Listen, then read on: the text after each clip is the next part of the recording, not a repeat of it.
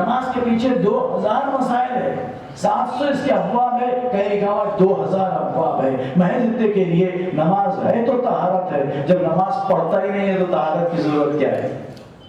طہارت ضروری ہے نمازی کے لیے، نمازی کا لباس طاہر ہو، نمازی کا جسم طاہر ہو، نمازی غسل کی طہارت سے پاک ہو، وضو کی طہارت سے پاک ہو، جسم پر کوئی نجاست نہ ہو، لباس پر کوئی نجاست نہ ہو۔ اور یہ لباس اگر میں کسی کی دکان پہ جا کے کہوں کہ میں اللہ کی عبادت کر رہا ہوں، میں لباس اس لیے لے رہا ہوں کہ عریاں جسم کے ساتھ نماز نہیں ہوتی، تو وہ کہے گا کہ جب تک پیسے نہیں دیے آپ اللہ کی عبادت کر رہے ہوں گے، میں بھی مسلمان ہوں، آپ بھی مسلمان ہیں، میں بھی مومن ہوں، آپ بھی مومن ہیں، تاوقت تک کہ پیسے نہ دیں آپ کے لیے یہ لباس کا استعمال کرنا ممنوع ہے، شرعاً حرام ہے، آپ کی نماز نہیں ہو سکتی۔ تو نماز کے بغیر کوئی عبادت قبول نہیں، نماز قبول تو ساری عبادت قبول، لیکن لباس اگر پاک نہیں ہے، مباح نہیں ہے، تو یہ نماز نہیں ہو سکتی، نماز نہیں ہو سکتی۔ تو عزیزان ایمان، تو اسی طرح سے یہ عالم کا رول معاشرے میں بڑا اہم ہے۔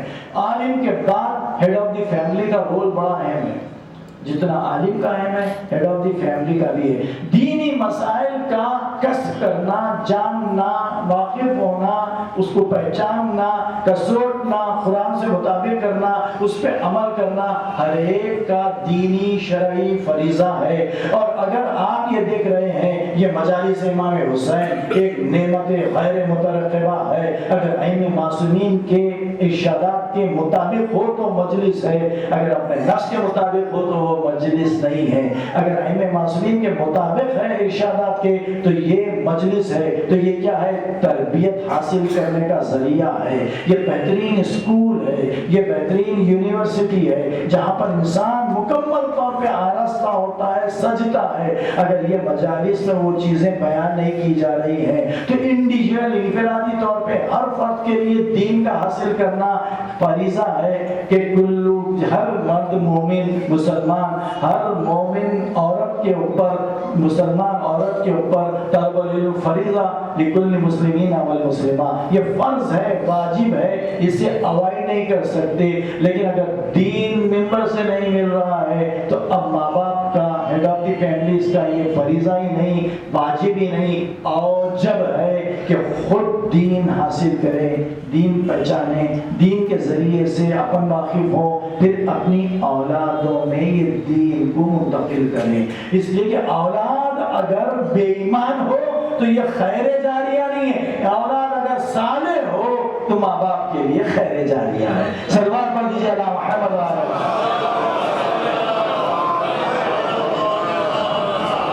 اب عزیزان گرامی، ہم معاشرے کی حضور سے کہتے ہیں کہ اب بڑی خوبصورتی کے ساتھ جو لوگ دین کو پہچانواتے ہیں کہیں نہ کہیں کوئی نہ کوئی ٹائٹل لگا دیا جاتا ہے۔ سب سے زیادہ بہترین ٹائٹل یہ ہے کہ یہ بد عقیدہ ہے۔ دیکھیے بد عقیدہ سب سے بڑا شخص وہ ہے جس کا یقین سب سے کم ہو، یقین نہ ہونے کے برابر ہو، جس کا یقین، جس کا عقیدہ زیادہ ہوگا اس کا یقین کی منزل بھی زیادہ ہوں گی۔ اگر مجھے، میں بارہا یہ مثال دیتا ہوں، اگر کسی حکیم کی دوا پر ہومیوپیتھک ہو یا ایلوپیتھک ہو یا آیورویدک ہو مجھے یقین نہیں ہے، میرا عقیدہ نہیں ہے، تو پھر میرے کا یقین بھی ضعیف ہوگا۔ اگر میرا عقیدہ ہے تو میرا یقین بھی زیادہ قوی ہوگا۔ اگر میرا عقیدہ نہیں ہے تو میں اس کی دوا لے لوں گا، میرا عقیدہ نہیں ہے، میں نہیں جانتا، نہیں مانتا۔ اگر ائمہ معصومین کی ذوات اقدس پر یقین ہے تو اس کا عقیدہ بھی بلند ہوگا۔ تو ائمہ نے نماز پڑھی، نماز پڑھنے کا حکم دیا، تو ہمارا اگر عقیدہ مضبوط ہے تو یقین بھی مضبوط ہے، ہم نماز پڑھیں گے۔ وہ روزہ رکھے، روزہ رکھنے کا حکم دیے، ہم بھی روزہ رکھیں گے۔ وہ یتیم کی پرورش کرے، ہم بھی کریں گے۔ وہ غصب کو منع کیے، ہم بھی غصب کو منع کریں گے۔ وہ کسی کا مال چھین لینے سے منع کیے، ہم بھی اس کے قریب نہیں جا سکتے۔ انہوں نے شراب سے منع کیا، ہم شراب کے قریب نہیں جا سکتے۔ انہوں نے جھوٹ سے منع کیا، ہم جھوٹ کے قریب نہیں جا سکتے۔ اللہ اس کے احکامات بہت زیادہ وسیع، پورا قرآن بھرا ہوا ہے، لیکن کم سے کم اتنا جان لو جو مولا علی کو پسند ہے وہی شریعت ہے، جو پسند نہیں ہے وہ شریعت نہیں ہے۔ علی کا نام لینے سے وہ علی کی پسند نہیں ہو سکتی تاوقت تک کہ علی کی بات کو جان کر اس پہ عمل نہ کرے۔ صلوات پڑھ دیجیے اللہ محمد و آلہ محمد۔ اب یہاں پر دیکھیے یہ ائمہ معصومین کے روایات کو ایک عالم کتنا بڑا گیپ ہے، 1400 سال کا گیپ ہے، 1400 سال پلس ہو گیا، یہ 32nd ایئر شروع ہو گیا، 1400 یعنی 1432nd ایئر شروع ہو گیا، 1432واں سال رسول اللہ تعلیمات پہنچائے ہجرت کے بعد سے اگر میں لے رہا ہوں، اگر آپ تبلیغ اسلام بعثت سے لیتے تو اور زیادہ 10 سال بڑھ جائیں گے۔ تو اب یہاں پر وہ احکامات، وہ باتیں، وہ چیزیں ہم تک من نوعاً پہنچنا ہے، کتنا مشکل ہے۔ یہاں سے نکل کے آپ کوئی بات کہے، میں نے کہا کہ دیکھو جو پیسہ آپ کا مباح ہے اس سے آپ استعمال کرو، وہ چیز حلال ہے، جو پیسہ مباح نہیں ہے اس سے آپ لاکھ اچھی چیز کرو، وہ چیز قبولیت تک نہیں پہنچتی۔ نہیں، اس کا مطلب یہ نہیں ہے امام حسین کی مجلس میں ہم تبرک نہیں کہلانا، نہیں، امام حسین کے دین پر وہ احسانات ہے ہماری کل پونجی لٹا دیں تب بھی کم ہے، تب بھی کم ہے۔ حسین کی خدمات، ان کے احسانات اس سے زیادہ ہے، یہ مال دنیا نہیں، ہماری اولاد بھی قربان کر دے تو کم ہے۔ اگر یہ ہمارا عقیدہ نہیں ہے تو مومن نہیں ہے، امام حسین کے عزادار نہیں ہے۔ آپ جو کچھ کہیں دیتے چلے جائیے، لیکن یہ چیزیں سمجھ سے چلے جائیے۔ اب یہاں پر وہ علماء جو بعض ایسے گزرے جو 30 سال اپنے کمرے سے، غرفے سے باہر نہیں آئے، سورج کو نہیں دیکھے، لیکن ائمہ معصومین علیہ السلام کے تعلیمات کو تحریر میں محفوظ کرتے چلے گئے، اس لیے کہ ائمہ معصومین کا دور کوئی آسان دور نہیں تھا، پابندیاں تھیں، ان کے احکامات بیان کرنے پر ان کے تعلیمات سے روکا جا رہا تھا، کبھی پیسے کی لالچ دے کے، کبھی جانوں کو قتل کر کے، حتیٰ کہ ایسا دور بھی گزرا جہاں پر شیعان علی کو قتل کر کے مسجد کا بنانا ثواب سمجھتے تھے، مسجد کی بنیادوں میں شیعوں کو رکھ کر اس پہ دیوار کا اٹھانا اس سے زیادہ ثواب سمجھتے تھے۔ ایسے دور سے گزرتے ہوئے یہ شیعت ہم تک پہنچی ہے، محرابوں میں چن دیتے تھے زندہ، باپ کے سامنے پوری اولاد کو قتل کر دیتے تھے۔ اتنی آزادی نہیں تھی، اتنی آزادی نہیں تھی۔ صرف 10 سال کا موقع ملا امام جعفر صادق کو، کیونکہ بنی امیہ سے بنی عباسیوں کے پاس حکومت منتقل ہو رہی تھی، وہ تزیین نو کے لیے عراق میں منصور دوانقی مصروف تھا۔ امام جعفر صادق علیہ السلام نے وہ حکمت کے ساتھ تدبیریں کی، دین کو پہنچایا۔ کوئی موضوع سبجیکٹ ایسا نہیں ہے جس میں امام جعفر صادق کی روایت نہیں ملتی۔ اپنے شاگردوں کو بنایا، شاگردوں کو سارے بلاد اسلامیہ میں پھیلایا، ان کے ذریعے سے دین آیا۔ تو آج تک یہ ہمارا مذہب اثنا عشری کے ساتھ ساتھ دین جعفری، مذہب جعفری سے موصول ہو گیا۔ قیامت تک جعفری مذہب سے مراد اثنا عشری ہوگی۔ تو یہ 10 سال کا ڈیوریشن، ہم کو آزادی ملے یہاں پہ 60 سال سے زیادہ ہو گیا، لیکن ایسے روایتیں اردو زبان میں ہمارے پاس موجود ہیں۔ اگر ہر روز اگر امام کی ایک حدیث بیان کی گئی تو 15 سال تک ریپیٹیشن نہیں ہو سکتا، ضرورت نہیں ہے۔ کوئی حدیث 1 لائن کی ہے، کوئی 4 لائن کی ہے، کوئی 10 لائن کی ہے، کوئی کئی صفحات پر مشتمل ہے۔ علم سے اتنا دور کیوں رکھا گیا؟ آج ائمہ معصومین کے روایات کیوں چھپائے جا رہے ہیں؟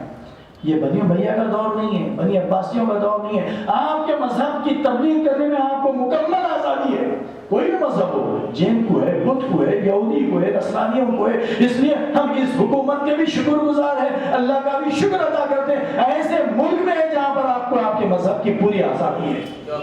اب یہاں پر مذہب کا کوئی حکومت، کوئی ہندو، کوئی برہمن، کوئی سکھ، کوئی عیسائی، کوئی یہودی، کوئی وہابی، کوئی سنی نہیں ہے۔ اگر ہمارے مذہب کو کوئی نقصان پہنچا رہا ہے تو ہم میں کوئی نادان ہے، ہم میں کوئی نادان ہے۔ اللہ ہم سب کو توفیق عطا فرمائے۔ عزیزان ایمان، یہ ایسی چیز ہے کہ ہم دور رکھے، علماء کے ساتھ لیبل لگ گیا کہ تقلید حرام ہے، تقلید حرام ہے۔ تقلید یاد رکھیے شخصیت کی نہیں ہوتی، یہ پہلی فکر ہے جو خوارج نہروان کی کا آغاز ہے، جو مولا علی کو یہ سمجھتے تھے الحمدللہ گناہگار ہیں، توبہ کرو تو سوچیں گے معاف کرنا یا نہیں کرنا۔ یہ پہلی فکر وہ خوارج کی تھی جو مولا علی کے اب تک صفین کے اس معاہدے کے پہلے تک جان نثار تھے، جان دے رہے تھے، لیکن جیسے یہ معاہدہ ہوا مولا کے خلاف ہو گئے۔ امام کا ہر عمل شریعت ہے، ہماری مزاج کا نام شریعت نہیں ہے۔ یہ خوارج کی فکر جب جو تھی آج بھی آ گئی، بڑی ملتی جلتی ہے معاملے، ماحول دیکھیے آپ۔ تقلید حرام ہے، تقلید ہے کیا چیز؟ تقلید واجب ہے تو کیوں واجب ہے؟ حرام ہے تو کیوں حرام ہے؟ کسی شخصیت پرستش کا نام تقلید ہرگز نہیں ہے۔ قرآن میں تقلید ہے۔ دیکھیے آپ انسان کی تقلید کرنے سے پرہیز کر رہے ہیں، سب سے پہلا قتل ہوا، وہاں پر اجتہاد کی ضرورت ہوئی، تقلید کی ضرورت ہوئی۔ قابیل نے حابیل کو ختم کیا، سمجھ میں نہیں آیا کیا کروں، لاشوں کو اپنے کھاندے پہ لے کے پھر رہا تھا مدتوں، ایک کوا دوسرے کوے کو ٹھونگوں سے چونچ سے گڑا کھود کے ڈال رہا تھا۔ دیکھ کے کہا ہائے میری عقل پہ حیف ہے، کاش کہ اتنی عقل مجھے آتی کہ یہ بھی گڑا کھود کے ڈالنا چاہیے تھا۔ وہ کوے کی تقلید کیا تو انسان دفن ہونے لگا۔ کوے کی تقلید کیا، اللہ نے سبب دیا، اس کو ذریعہ بنایا، اس کو ذریعہ بنایا۔ تو اب یہاں پر میں کہتا ہوں تقلید کیا ہے؟ قلادہ، قلادے کے نام ہے پھندا، پھندا، پھندا۔ ہم اپنے دینی مسائل کو، دنیاوی معاملات کو جائز ہیں یا ناجائز ہیں، ہر ایک میں اتنی صلاحیت نہیں ہے کہ قرآن اور حدیث کو پڑھ کے استنباط کر کے اس پہ عمل کریں۔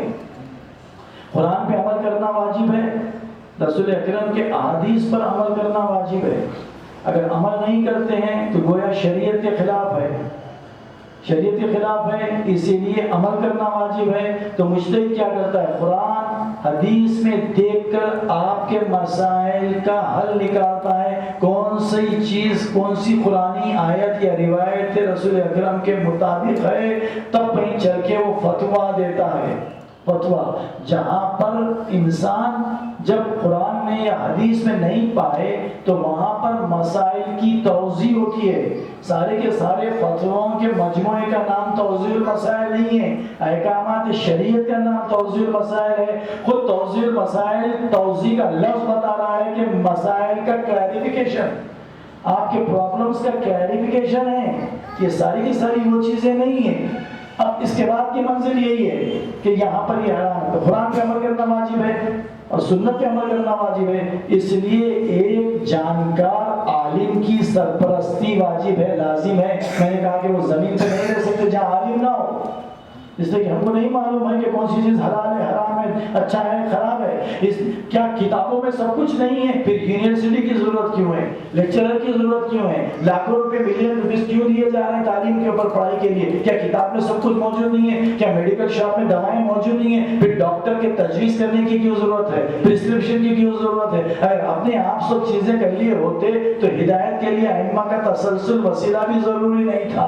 تو اب انسان کے لیے ضروری ہے کہ ایک رہبر ہو، اور ائمہ کی غیبت میں ائمہ کے تعلیمات کو لوگوں کے درمیان میں صحت کے ساتھ پہنچانے کا نام اور پہنچانے والا وہ ہے ہمارا مقلد، اور ہم ہیں مقلد جس کی تقلید کرتے ہیں، تقلید کرتے ہیں۔ تو اس لیے یہ ضروری ہے، یہ لازمی ہے۔ اب بڑی خوبصورتی کے ساتھ آپ کے ذہن کو پراگندہ کرنے کے لیے کہا کہ دیکھیں حضور، امام کا قول ایک ہے، تقلید ہو کے ہم امام زمانہ کے مقلدین ہیں۔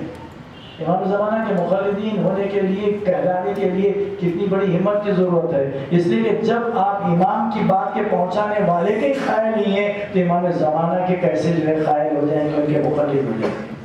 کیونکہ امام زمانہ کی بات بھی کوئی نہ کوئی واسطوں سے پہنچے گی نا، بغیر واسطے کے تو نہیں پہنچے گی۔ مولا کائنات کی بات ہو یا امام زمانہ کی بات ہو یا امام حسین کی بات ہو، اب اس خوبصورتی سے حقیقت میں کمال ان کے علمی جامعیت کا یہ ہوتا کہ امام کا قول مستند یہ ہے اور مجتہد یہ کہہ رہا ہے جو قرآن کے خلاف ہے۔ آج تک ایک مثال ایسی نہیں آئی، لیکن فرقہ پروان چڑھتے چلے جا رہا ہے۔ خوارج 4000 تھے، آج 12000 ہو گئے تھے، صرف مارے گئے نہروان کے پہلے تک۔ آپ دیکھتے چلے گئے، فکر ان کی کتنی فرسودہ تھی، کیونکہ مولا کو سمجھ رہے تھے۔ ہمت کرتے کرتے انسان اتنی ہمت بڑھا لیتا کہ مولا کو کہہ رہا تھا کہ آپ گناہ گار ہیں، مولا کے فیصلے سے منحرف ہوا، مولا کے فیصلے سے۔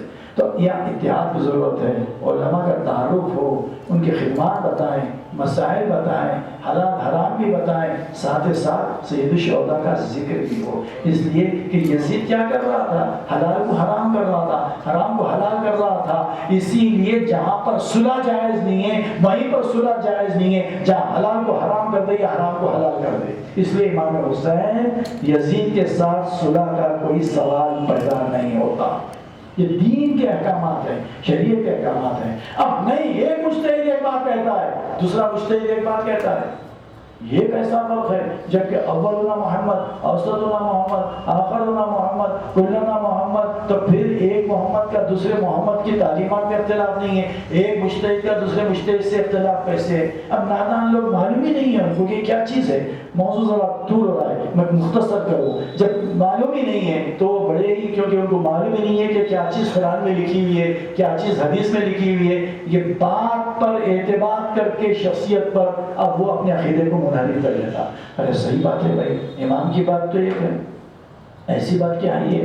کہیں پر بھی رسول نے یہ نہیں کہا علماء امتی کا انبیاء بنی اسرائیل، میری امت کے علماء مثل انبیاء بنی اسرائیل کے ہیں۔ العلماء ورثۃ الانبیاء، علماء انبیاء کے علوم کے وارث ہوتے ہیں۔ یہ نہیں کہا کہ العلماء ورثۃ الائمہ، ائمہ کی منزل اور ہے، انبیاء کی منزل اور ہے، اور انبیاء کے علوم کے وارث علماء ہوتے ہیں۔ تو آئیے دو آیتیں اس گفتگو کے دلیل میں بات کروں، اس کے بعد گفتگو کو تمام کروں۔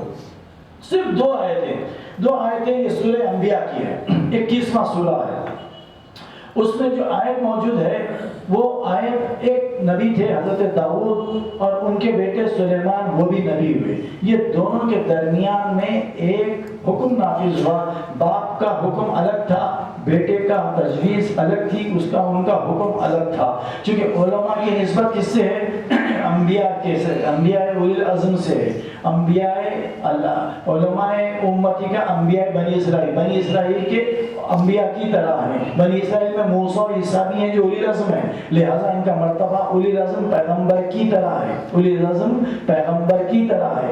عالم کی توہین انبیاء کی توہین، انبیاء کی توہین رسول اکرم کی توہین، رسول اکرم کی توہین خدا کی توہین، خدا کی توہین جہنم، خدا کی توہین کفر ہے، جہنم ہے۔ لہذا کیونکہ نسبت رسول نے دی، میں نے نہیں دی، آپ نے نہیں دی، خود انہوں نے نہیں دی، خود انہوں نے نہیں دی، یہ بڑی ہمت کی بات ہے، جسارت کی بات ہے۔ اب دیکھیے یہاں پر دو آیتیں ملتی ہیں۔ ایک داؤد تھے جو صاحب کتاب تھے، لہن داؤد آپ کو مشہور ہے، زبور جن پہ نازل ہوئی، جن پر اللہ نے بڑے بڑے معجزات دیے تھے، پتھر بھی ان کے ہاتھ پہ تسبیح کرتا تھا، بڑے سے بڑے حدید کو، لوہے کو ان کے ہاتھ میں آتا تو وہ موم کی طرح میلٹ ہو جاتا تھا، ان کے لہن میں اتنی طاقت تھی کہ پرندے بھی اپنا راستہ چھوڑ کر ان کے اطراف میں جہاں وہ تلاوت کرتے زبور کی اطراف ٹھہر جاتے تھے۔ اتنی قدرت تھی، اتنے معجزے تھے، یہ معجزے خود ان کے کسبی نہیں تھے، وَكُنَّا فَاعِلِينَ، اللہ فعل کرنے والا تھا، ان کو ذریعہ بنا کے صادر کر رہا تھا۔ اب یہاں پر ایک مرتبہ ایک واقعہ ہوا، ایک واقعہ یہ ہوا کہ ایک شخص تھا یوحنا، ایک شخص تھا ایلیا، یہ دو الگ الگ تھے۔ ان میں سے ایک کھیتی کا مالک تھا اور ایک جانوروں کا مالک تھا۔ معاہدہ یہ تھا، جس محلے میں رہتے ہیں اس محلے میں معاہدہ یہ تھا کہ دن بھر جو کھیتی کا مالک ہے اپنی کھیتی کی حفاظت کرے گا، لیکن رات میں جو مالک جانوروں کا ہے وہ کھیتی ہماری خراب کرنے نہیں دے گا۔ یہ معاہدہ تھا۔ حضرت داؤد کا عہد مبارک ہے، حضرت سلیمان پیدا ہو چکے ہیں لیکن ابھی بہت کم سن ہیں، بچے ہیں۔ اب اس کے بعد پروردگار عالم فرماتا ہے وَدَاوُودَ وَسُلَيْمَانَ اِذْ يَحْكُمَانِ فِي الْحَرْثِ اِذْ نَفَشَتْ فِيهِ غَنَمُ الْقَوْمِ۔ اے حبیب اس واقعے کو آپ یاد دلائیے اپنی امت کو، اے حبیب اس واقعے کو آپ یاد دلائیے اپنی امت کو کہ حضرت داؤد اور حضرت سلیمان کے پاس ایک شکایت کرنے والے نے شکایت پہنچائی۔ وہ واقعہ یہ ہے کہ وہ غنم والا واقعہ، جانوروں والا واقعہ، جو بکریوں والا واقعہ ہے، جو ایک شخص کی کھیتی کو چر گئے تھے، کھیتی کے پتے یا پھل یا پودے جو بھی تھے وہ چر گئے تھے۔ وَكُنَّا لَهُ شَاهِدِينَ وَكُنَّا لَهُ شَاهِدِينَ کہ ہم خود اس کے شاہد ہیں کہ یہ دونوں کے درمیان میں انہوں نے کیسے فیصلہ کیا، ہم خود شاہد ہیں۔ پروردگار عالم فرماتا ہے کہ یہ لوگ جب شکایت لے کے گئے کون ہے داؤد؟ پیغمبر ہے۔ سلیمان کون ہے؟ داؤد کے بیٹے ہیں۔ سلیمان پہ بھی داؤد کی نبوت کا اقرار واجب ہے، ان کی شریعت پہ عمل کرنا واجب ہے، لیکن پروردگار کیا فرماتا ہے؟ فَفَهَّمْنَاهَا سُلَيْمَانَ، اور ہم نے اس کے فیصلے کا صحیح اور جامع بہترین طریقہ حضرت سلیمان کو دیا، داؤد کو نہیں دیا۔ یہ پیغمبر تھے، صاحب کتاب تھے، صاحب شریعت تھے، ان کے پاس آئے، ان کے پاس جب لے کے آئے کہ بھائی شکایت لے کے میری کھیتی اجڑ گئی اور اس کے جانوروں نے میری کھیتی اجاڑ دی۔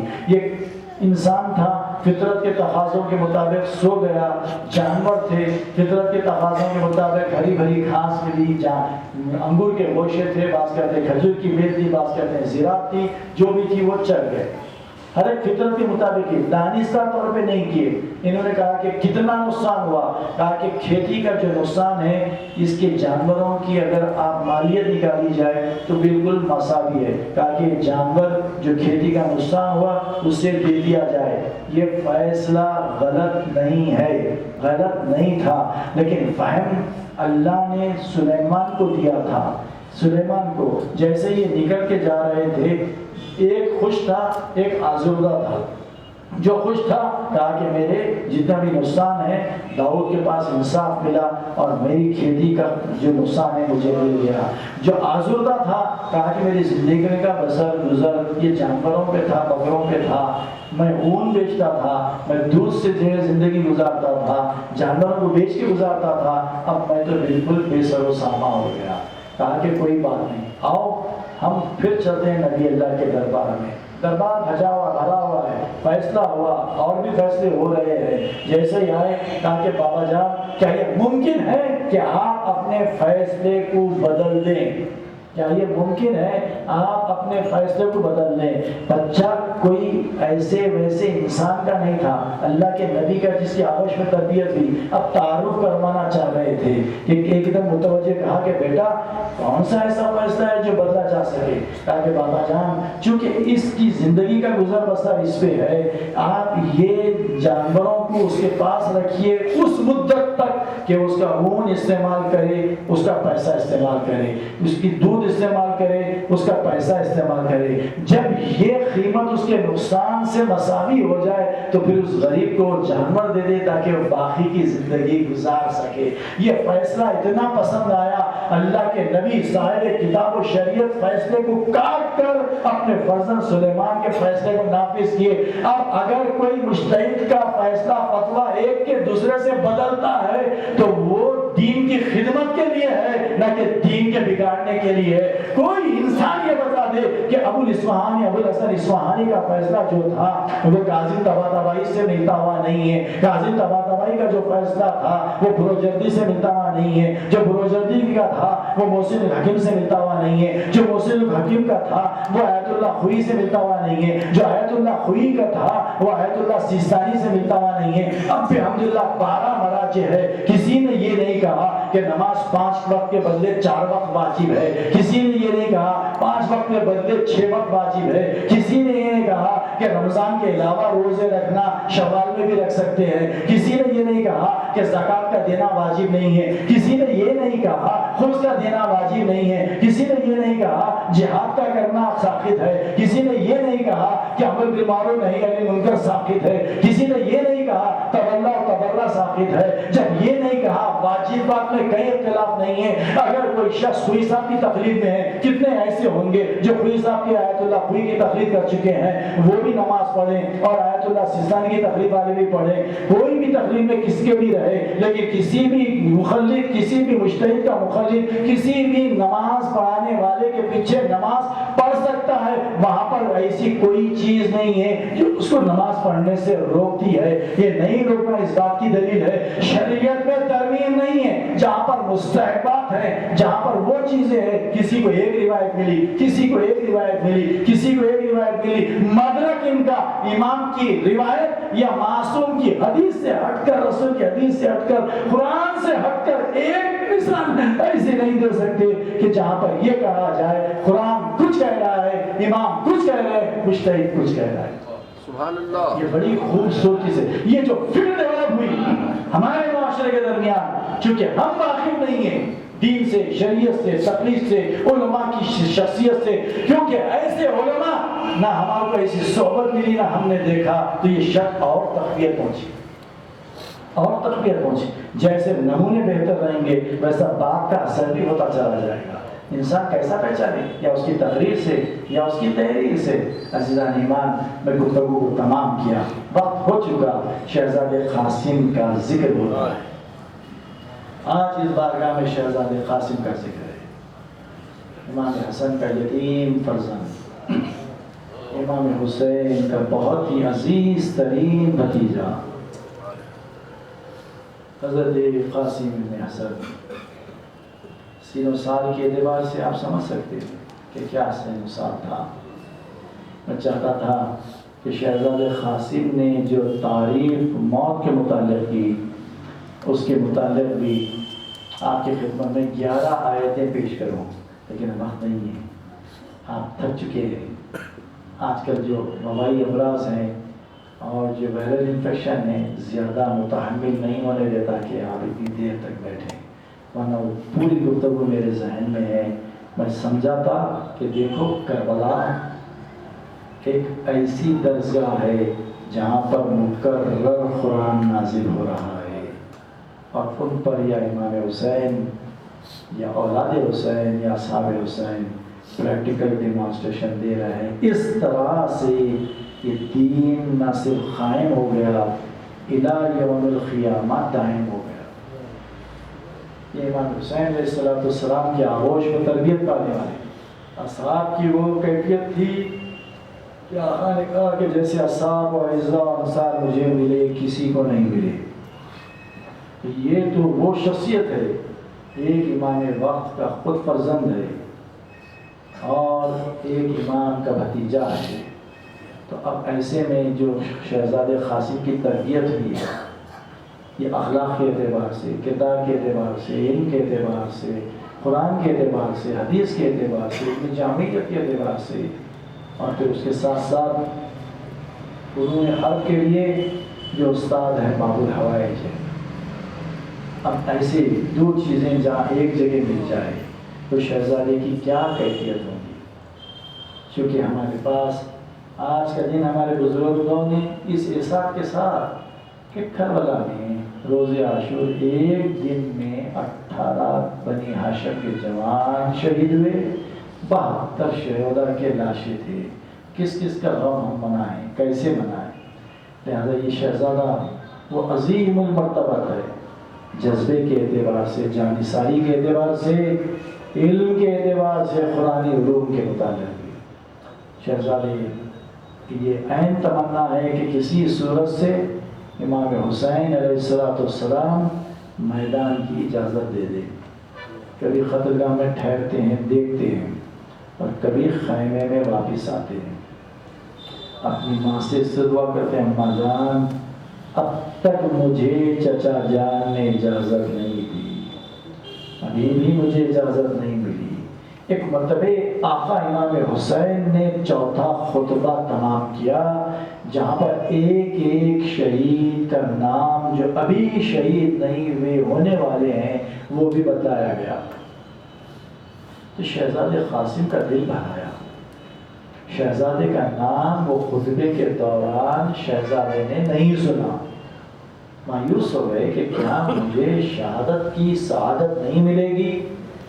کربلا میں جو شہداء تھے، جو اصحاب تھے، بلحاظ شہادت سبقت کر رہے تھے۔ ایک جانثار دوسرے سے کہتا تھا کہ پہلے میں شہید ہو جاؤں گا بعد میں تم آنا، پہلے میں شہید ہوں گا بعد میں تم آنا۔ یہ بلحاظ مسابقت تھی جانثاری کے جذبے کے تحت۔ تو شہزادے کا کیا عالم ہوا؟ امام عالی مقام نے ایک مرتبہ دیکھا کہ کوئی ہے جو رکاب سعادت کے بوسے لے رہا ہے۔ آقا حسین جھک کر دیکھے تو وہ اپنے یتیم بھائی کی نشانی قاسم ابن حسن ہے۔ گھوڑے سے نیچے آئے، نیچے آنے کے بعد یہ بھی امام عالی مقام کی یہ حکمت و فراست تھی کہ آنے والے دور میں مورخین یہ نہ کہیں کہ بچہ سن بلوغ کو نہیں پہنچا تھا، 13 سال کا لگ بھگ بچہ جس کے باپ کا سایہ اٹھ چکا تھا. امام حسین کفیل تھے، سرپرست تھے. کربلا میں لاکھ امام حسین کے مخالفت میں حالات ہو جائیں، اپنے چھوٹے سے بچے کو میدان میں کیوں بھیج دیا؟ تو ایک مرتبہ معرفت دلانا چاہتے ہیں شہزادے کی. آقا نے پوچھا کہ بتلاؤ شہزادے تم کیا چاہتے ہیں؟ قاسم کہا کہ آقا جان مجھے آپ میدان کی اجازت لیجئے، میں آپ پر قربان ہونا چاہتا ہوں، اپنی جان نثار کرنا چاہتا ہوں. تو ایک مرتبہ امام عالی مقام نے پلٹ کر پوچھا کہ بتاؤ تم موت کو کیسے پاتے ہو؟ یہ عجیب سوال تھا جو امام حسین نے شہزادے قاسم سے کیا. اگر آپ پلٹ کر یہ دنیا جو اتنی ترقی کر لی سائنس کے میدان میں، ان سے سوال کرے کہ موت کیسے ہوتی یہ بتایا جائے، اس لیے کہ موت بہرحال برحق ہے، لیکن اسلام سمجھاتا ہے کل نفس ذائقۃ الموت، ہر نفس کے لیے موت کا ایک ذائقہ ہے. یہ ذائقہ میٹھا بھی ہو سکتا ہے، یہ ذائقہ کڑوا بھی ہو سکتا ہے، یہ کھارا بھی ہو سکتا ہے، کھٹا بھی ہو سکتا ہے، پسندیدہ بھی ہو سکتا ہے، ناپسند بھی ہو سکتا ہے. لیکن کوئی آج تک موت کے ذائقے کو ڈیفائن نہیں کیا. لیکن قرآن نے کہا کہ ہر نفس کے لیے موت کا ذائقہ ہے، اور موت کی کیفیت یوں بتائی گئی کلا اذا بلغت التراقی وقیل من راق وظن انہ الفراق. دیکھو جب موت کھینچ کر پھسلیوں تو لا دی جاتی ہے تو اس وقت انسان کو یقین ہوتا ہے کہ موت واقع ہونے والی ہے. زبان کی گویائی نہیں رہتی، آنکھ سے کھلی ہوئی رہتے ہیں دیکھنے کے لیے بات، جو چیز پہچان رہا ہے بولنے کی صلاحیت نہیں رہتی، اعضاء و جوارح میں کوئی حرکت نہیں رہتی، پھسلیوں تو لا دی گئی. اس وقت کوئی جھاڑ پھونک چلنے والی نہیں، کوئی ٹوٹکا، کوئی جادو، کوئی ٹونا، کوئی دعا، کوئی دوا، کوئی چیز چلنے والی نہیں ہے. یہاں تک کہ اسے یقین ہو جاتا ہے کہ اب میری جدائی ہے، زوجہ ہے تو شوہر سے ہے، شوہر ہے تو زوجہ سے ہے، بیٹا ہے تو ماں باپ سے ہے، ماں باپ ہے تو اولاد سے ہے، جو بھی رشتہ ہو اب اس دنیا سے میرا چل چلا ہو ہے. تو کیا گزر رہی ہے یہ نہیں کہہ سکتا، اور گزرنے کے لیے مختلف احکامات ہیں. کسی کے لیے ایسے ہے جیسے پھول سے خوشبو کا نکل جانا، کسی کے لیے ایسے ہے خاردار کانٹی پر باریک ململ جیسے پارچے کا کھینچ کے بے دردی سے پھاڑ کر نکال لینا. دونوں کیفیت ہے. لیکن قرآن کہتا ہے وَالْتَفَّتِ السَّاقُ بِالسَّاقِ، ایک پیڑھی دوسرے پیڑھی پر لپیٹ دی جائے گی. یہ کیفیت درد کی کیا ہے؟ یہ تکلیف درد کی کیا ہے؟ مرنے والا کہاں سے بیان کرے؟ تو قرآن کیا ہے؟ اگر کوئی انسان وَلَئِنِ اجْتَمَعَتِ الْجِنُّ وَالْإِنسُ عَلَىٰ أَن يَأْتُوا بِمِثْلِ هَٰذَا الْقُرْآنِ لَا يَأْتُونَ بِمِثْلِهِ. اگر تمام جن و انس مل کر ایک دوسرے کی مدد کیوں نہ کریں، قرآن کی مثل لانا چاہیں تو نہیں لا سکتے. یہ قرآن کی عظمت ہے. شہزادے قاسم نے بھی کہا کہ چچا جان میں بھی امام کا بیٹا ہوں، امام وقت کی آغوش میں تربیت پایا ہوں، بھتیجا ہوں، میں بھی ایسا عارفانہ جواب دوں گا قیامت تک لوگ اس کی تفسیر مکمل نہیں کر سکیں گے. کہا کہ چچا جان میرے لیے موت شہد سے زیادہ شیریں ہے. ساری دنیا میں شہد پایا جاتا ہے، کوئی ایسا میرے علم میں نہیں ہے کوئی ملک ہو جہاں شہد کے ذائقے سے لوگ واقف نہ ہو. یہ نہیں کہا کہ شہد کی طرح ہے تو شہزادے کی معرفت قرآنی آیت کے متعلق محدود ہو جاتی. قرآن کے مطالب لامحدود ہے. شہزادے قاسم کا جواب بھی ایسے عارفانہ ہے، قیامت تک سوچتے چلے جاؤ. لیکن میں کہوں گا اے عزاداران امام حسین، اے اختیار کرو تو بخدا کسی مومن کی موت شہد سے کم درجے کی ذائقہ دار نہیں ہوگی. اسی لیے تو ائمہ سے وابستگی کی تمسک کا حکم دیا گیا ہے. اب شہزادے قاسم نے جیسے یہ کہا امام حسین کا دل بھرایا. ایک مرتبہ نہیں معلوم کیا باتیں یاد آ گئیں. امام حسین شہزادے کے گلے میں باہیں ڈال دیے، شہزادہ امام حسین کے کمر میں باہیں ڈال دیا. اب اس کے بعد دونوں میں کچھ ایسے رفقت طاری ہوئی کہ شہزادہ ادھر غش کھا کے زمین پر، ادھر امام حسین پر غش کی طاری ہوئی. ایک مرتبہ جب افاقہ ہوا خیمے میں امام علی مقام تشریف لائے۔ اس کے بعد شہزادی زینب سے کہا بہن زینب میرے یتیم بھیا حسن کے تبرکات لائیے، قاسم اب میدان میں جانا چاہتے ہیں۔ ایک مرتبہ شہزادی زینب نے وہ صندوق لایا جس میں امام حسن کا امامہ تھا، جس میں امام حسن کی عبا تھی۔ ایک مرتبہ امام عالی مقام اپنے ہاتھوں سے شہزادے قاسم کے سر پر وہ امامہ رکھا، عبا پہنائی۔ اس کے بعد دونوں مل کر جب رخصت ہوئے اہل خیمہ سے، خیمہ کا پردہ ہٹا۔ ایک مرتبہ حمید کہتا ہے جیسے خیمے کا پردہ ہٹا میں نے ایک ایسے حسین بچے کو دیکھا جیسے ہزار بلا تشبیہ چودھویں کا چاند نکل آیا ہو بدلیوں میں سے۔ اتنا حسین بچہ، اتنا خوبصورت بچہ کہ ہماری نگاہوں نے کبھی ایسے حسین پیکر کو بچے کو نہیں دیکھا تھا۔ امام حسین کی محبت تھی۔ ایک مرتبہ آغوش میں لیا، شہزادے قاسم کو اٹھایا، توجہ کی علماء نے یہ تو یہ کہ محبت کا مظاہرہ تھا۔ دوسرے بچہ 13 سال کا تھا، ابھی مونچھ بھی بڑی پر ریش ابھی برابر نہیں آیا تھا۔ وہ بچہ جب عمر کے اعتبار سے قد بھی اس کا ویسا ہی تھا، گھوڑے کی طویل القامت۔ امام عالی مقام خود آغوش میں اٹھائے، بچے کو سوار کیا۔ ادھر حضرت عباس ٹھہر گئے اس بچے کے استقبال کے لیے، جنگ کے دیکھنے کے لیے۔ ادھر امام حسین ٹھہر گئے۔ اب بچہ چلا۔ شیخ جعفر شوشتری اپنے مقتل میں لکھتے ہیں کہ یہ بچہ نہیں تھا، ایسے لگتا ہے کہ حیولے کا نام ہے۔ عزم و ارادہ اتنا مکمل مصمم ہے کہ ایک ہی ہدف ہے کہ میمنہ ہے سیدھی جانب، میسرہ ہے بائیں جانب، قلب لشکر درمیان میں حائل ہے، اور اس سمتر ادھر آگے عمر ابن سعد جو سپہ سالار لشکر یزید ہے اس کا خیمہ ہے۔ دیکھتے ہی دیکھتے بچے نے اس رفتار سے اپنے گھوڑے کو دوڑایا، عمر ابن سعد کے خیمے میں نیزہ چبا کر کہا اے ملعون نکل اور مجھ سے مقابلہ کر، تو میرے حسین کو، میرے چچا کو قتل کرنے کے لیے آیا ہے، ہمارے بھائیوں کو قتل کیا ہے، ہمارے خانوادے کو قتل کیا ہے، مجھ سے مقابلہ کر۔ عمر ابن سعد ایک مرتبہ گھبرا کے باہر نکلا، دیکھا کہ 13 سال کا بچہ، اتنا سا بچہ اتنے فوج کو ہائر کر کے کیسے آ گیا، کیسے پہنچ گیا۔ پہلو میں ارزق شامی تھا، 10,000 لوگوں پر بھاری تھا، اس کا ایک ایک پرسن 1,000 لوگوں پر بھاری تھا۔ شیخ جعفر شوستری کہتے ہیں عمر ابن سعد نے کہا اے ارزق جا، دیکھتا کیا ہے، اس بچے کی ہمت دیکھتا نہیں کہ وہ مجھ سے مقابلہ کرنے کے لیے، تو چلے جا۔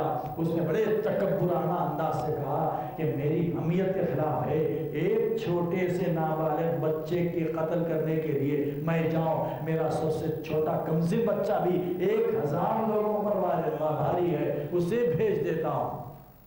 اب ادھر باب الحوائج دیکھ رہے ہیں، امام حسین دیکھ رہے ہیں، بچہ بڑی دور تک نکلا ہوا ہے، ادھر کا لشکر ہے۔ اصولوں کے مطابق جب چھوٹا بچہ مقابلے کے لیے آیا، شہزادے قاسم نے اس پھرتی کے ساتھ تلوار چلائی، تیزی کے ساتھ، کہ دونوں لشکر کی آنکھیں دیکھنے سے قاصر رہی کہ کب تلوار میں رد و بدل ہوا۔ دیکھا کہ ارزق کا چھوٹا بچہ خون میں لوٹ رہا تھا۔ اب جب دوسرا بچہ آیا تو شہزادے نے اپنے نیزے کو تان لیا، اس انداز سے نیزے سے اس کے جسم کو اچھالا کہ کمر سے 2 ٹکڑے کر دیا۔ اب تیسرا بھائی آیا، اور زیادہ خون لیا ہوا آنکھوں میں، بھائیوں کو تڑپتا ہوا دیکھ رہا ہے۔ شہزادے نے محسوس کیا کہ اس کے خود کے نیچے بڑے بال ہیں۔ اس طریقے سے گھوڑے کو کہوا دیا، موڑا کہ اس کا خود اوپر سے نیچے آیا، دوسرے ہاتھ سے بالوں کو اچھال کے وہیں پر 2 نیم کر دیا۔ دونوں لشکر کی جانب سے داد و تحسین شہزادے نے حاصل کی کہ اللہ اکبر، یہ بچے کی جنگ تو دیکھے، 13 سال کا بچہ، 3 دن کا بھوکا بچہ، 3 دن کا پیاسا بچہ، جس کے جسم میں حیدر کرار کا خون ہے، جس کے جسم میں حسن مشتبہ کا خون ہے، وہ بچہ ایسا نہیں تو پھر کیسا ہوگا۔ اب اس کے بعد چوتھا بھائی بھی دیکھتے ہی دیکھتے 2 ٹکڑے ہو کے اپنے خون میں لوٹنے لگا۔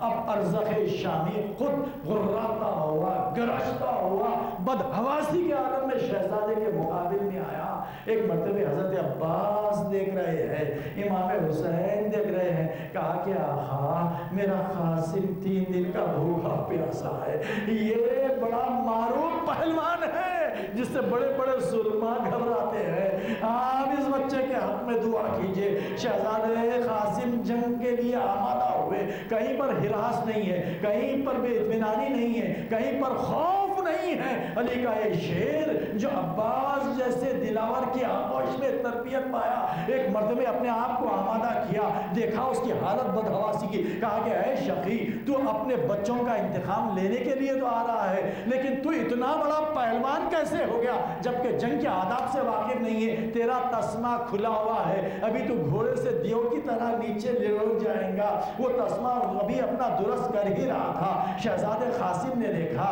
کہ وہ اتنا طویل القامت ہے کہ یوں ہی تلوار تو اس کے کسی بھی جسم کو زخمی کر سکتی ہے۔ ایک مرتبہ علی کے اس شیر نے، حسن کے اس لال نے، حسین کے یہ نور نظر نے اپنے آپ کو گھوڑے سے بلند کیا، زینوں میں پیر کو رکھا اور اونچا ہوئے، تلوار کو اٹھائی، ایسے ضرب لگائی جیسے مرحب کا سر سے کمر تک 2 ٹکڑے ہوا، اسی طرح سے ارزق شامی 2 ٹکڑے ہو کے زمین پر آیا۔ حضرت عباس سے یہ منظر یہیں پر موقوف نہیں ہوا، خود دوڑے کو دوڑاتے ہوئے میدان میں پہنچ گئے، شہزادے کو آغوش میں لیا، حسین کی خدمت میں پہنچایا اور عباس کی زبان سے تعریف، اے آقا حسین، شہزادے نے ایسے جنگ کی کہ یوں محسوس ہوتا تھا جیسے صفین میں لیلۃ الحریر میں علی کی جنگ تلوار چل رہی ہے۔